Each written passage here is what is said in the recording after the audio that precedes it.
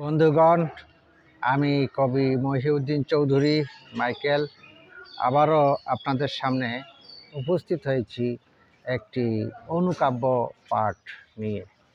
আমার আজকের অনুকাব্যটির নাম ক্ষমা করো। আমি এই অনুকাব্যটি লিখেছিলাম 27/3/2020 খ্রিস্টাব্দে। আমার এই অনুকাব্যটি আমি পাঠ করব। তবে এখনও যারা আমার এই ইউটিউব চ্যানেলটি সাবস্ক্রাইব করেন নাই, তাহারা সাবস্ক্রাইব করে লাইক, কমেন্ট, শেয়ার দিয়ে পাশে থাকার অনুরোধ রেখে আমি পাঠ করছি।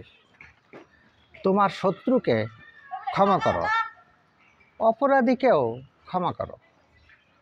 স্রষ্টা তোমাকে ক্ষমা করবেন, স্রষ্টা তোমাকে সুস্থ রাখবেন।